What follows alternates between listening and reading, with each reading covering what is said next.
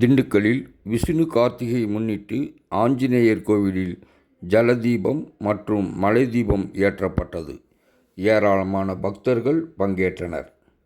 தமிழகம் முழுவதும் நேற்று கார்த்திகை தீபம் சிவன் கோவிலில் மற்றும் முருகன் கோவிலில் வெகு விமர்சையாக கொண்டாடப்பட்டது. அதனைத் தொடர்ந்து 4ஆம் தேதி விஷ்ணு கார்த்திகையை முன்னிட்டு வைஷ்ணவ தலங்களில் வெகு விமர்சையாக கொண்டாடப்பட்டு வருகிறது.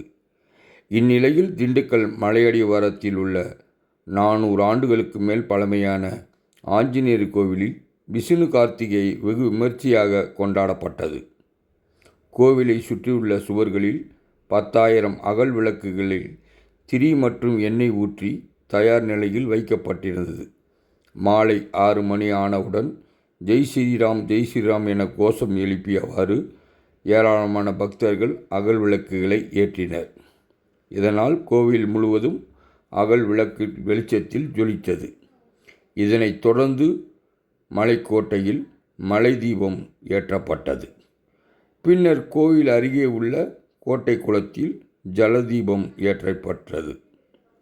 இதனை அடுத்து கோயிலில் சொக்கப்பொனை கொளுத்து நிகழ்ச்சி நடைபெற்றது.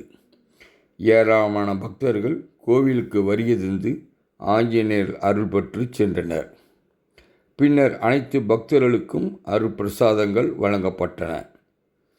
இந்நிகழ்ச்சியில் அபிராமி அம்மன் கோவில் முன்னாள் அறங்காவலர் வீரகுமார், மலையடிவார ஆஞ்சநேயர் திருக்கோவில் நிகழ்ச்சி ஒருங்கிணைப்பாளர் தாடிக்கொம்பு சவுந்தரராஜா பெருமாள் திருக்கோவில் முன்னாள் அறங்காவலர் குழு தலைவர் விக்னேஷ் பாலாஜி, உபயதாரர்கள் சதீஷ், மனோஜ், தாடிக்கொம்பு சவுந்தரராஜா பெருமாள் கோவில் முன்னாள் அறங்காவலர் ராமானுஜம் உள்ளிட்ட ஏராளமானோர் கலந்து கொண்டனர்.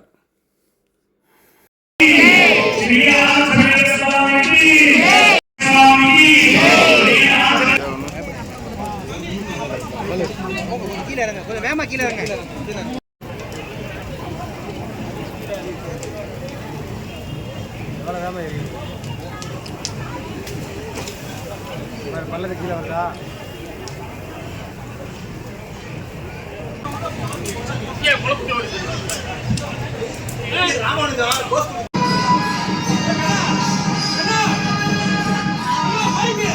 அடிவாரத்திலே மகாங்களை ஏற்றி எம்பெருமான்